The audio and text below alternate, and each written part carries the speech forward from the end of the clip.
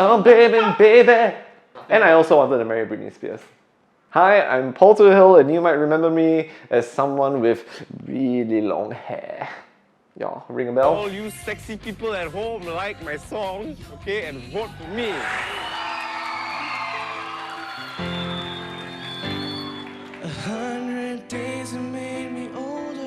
I was on Singapore Idol Season 2 in 2006. Right now, I'm furthering my academia by doing a master's degree of applied learning and teaching. I have a capsule. Okay, this is part 1.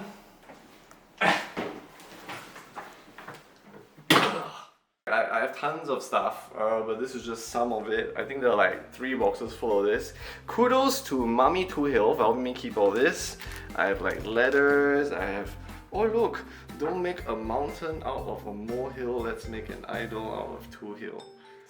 Well, I joined Singapore Idol essentially, like if I could go into my mind back then, I was very raw. I wanted to make the world a better place. I thought that by becoming a pop star and becoming famous, my voice could be heard, I could entertain people and essentially spread love. Story behind my hair is actually like simpler than it sounds, you know. I started putting it over my eye because like that's where it was fitting. And it was actually kind of a security blanket for me. I've been told by a producer at one of the road shows at Toa Payoh Hub, apparently I didn't even know, and I'm busy waving around and all that, I almost got stabbed. A guy like ran over and tried to like literally stab me and another contestant. I wasn't too wary about how dangerous sometimes it could be, but like I think overall I handled it pretty well. But I mean sometimes socially it would be a little bit scary because you're constantly swamped. Did having fame at that young age teach you anything? Oh, absolutely. I mean, most people, you'd go to secondary school, you have your social dynamic there, and it's difficult enough. But like, this was on another level. So I felt it was a very accelerated social learning process. Idol gave me a substantial income through other means, but I was living with my mom. I'm 17. I don't have bodyguards. Do I miss it?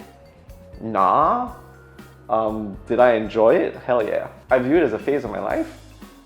It's something I've experienced, had enough of, and there's a reason why I chose different pathways to where I am now. I feel really privileged to have had experienced that back then, because back then too, the novelty of it was like rare. You know, these days you'd be like, hey, you know my neighbor is a TikTok star. So you mentioned earlier there was a #1 song on Singapore Radio. Yeah. That was #1 for 3 weeks. Yeah. What's the song? Sorry? What's the name? It's called Here I Am. I'll put it this way, our industry was pretty small back then. Guess how much I kind of got paid for, I mean I don't know if I'm going to get in trouble for this, but guess how much I got paid every time we got played on the radio?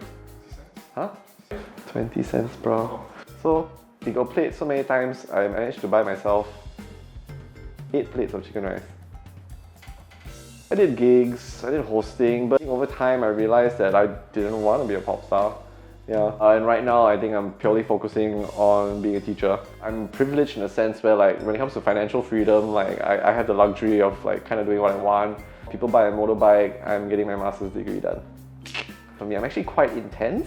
If you ask me anything when it comes to like spiritualism, existentialism, or anything in the realm of stuff, I just like to think, I like to master everything, I like to analyze. Sometimes I overanalyze for like too much for my own good. I find like social situations are easier to navigate when I'm just taking it more lightly.